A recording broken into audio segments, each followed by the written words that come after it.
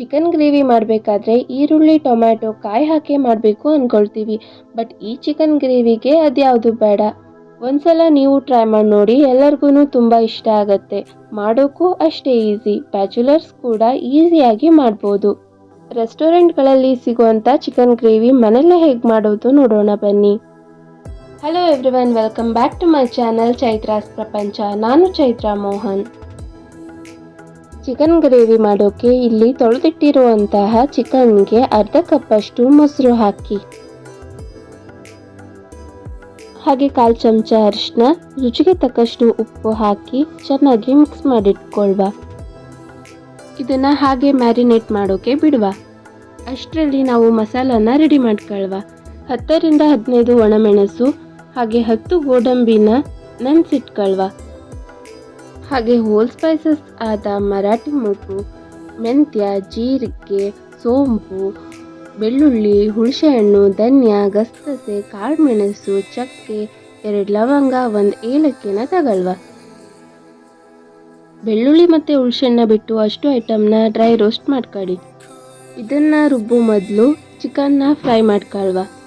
ಬಾಣಲೆಯಲ್ಲಿ 1 ಚಮಚದಷ್ಟು ತುಪ್ಪ ಹಾಕಿ ಮ್ಯಾರಿನೇಟ್ ಮಾಡಿಟ್ಟಿರುವಂಥ ಚಿಕನ್ನ ಹಾಕಿ fry ಮಾಡ್ಕೊಳ್ವ. Chicken ಇಲ್ಲಿ ಬೇಯ್ತಾ ಇರಲಿ, ಅಷ್ಟರಲ್ಲಿ ನಾವು ಮಸಾಲನ ರೆಡಿ ಮಾಡ್ಕೊಳ್ವ. ಮಿಕ್ಸರ್ ಜಾರ್ಗೆ ನೆನೆಸಿರುವಂತಹ ಗೋಡಂಬಿ, ಒಣಮೆಣಸು ಮತ್ತು ಡ್ರೈ ರೋಸ್ಟ್ ಮಾಡಿದಂತಹ ಗರಂ ಮಸಾಲ ಐಟಮ್ಸ್ನ ಹಾಕಿ, ಜೊತೆಗೆ ಬೆಳ್ಳುಳ್ಳಿ, ಹುಣಸೆಹಣ್ಣ ಹಾಕಿ ನೀರಿನ ಜೊತೆಗೆ ನೈಸ್ ಪೇಸ್ಟ್ ಆಗೋ ತನಕ ರುಬ್ಬುವ.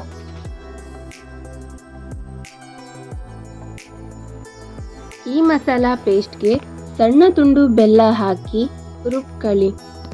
ಇದೇ ಆ ರೆಸ್ಟೋರೆಂಟ್ ಸ್ಟೈಲ್ನಲ್ಲಿ ಸಿಗುವಂಥ ಗ್ರೇವಿಯ ಸೀಕ್ರೆಟ್.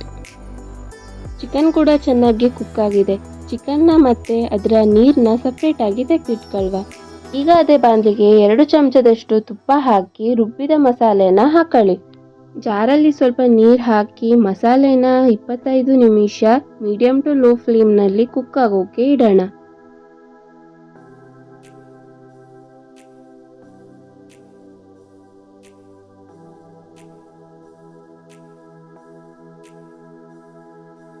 ಇಪ್ಪತ್ತೈದು ನಿಮಿಷ ಆದಮೇಲೆ ನೋಡಿ, ಗ್ರೇವಿ ಈ ಥರ ತಿಕ್ಕಾಗಿ ಬರುತ್ತೆ.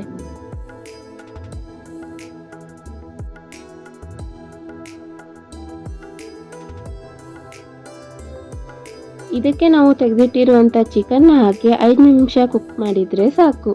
ರೆಸ್ಟೋರೆಂಟ್ ಸ್ಟೈಲಲ್ಲಿ ಚಿಕನ್ ಗ್ರೇವಿ ರೆಡಿ ಆಗುತ್ತೆ.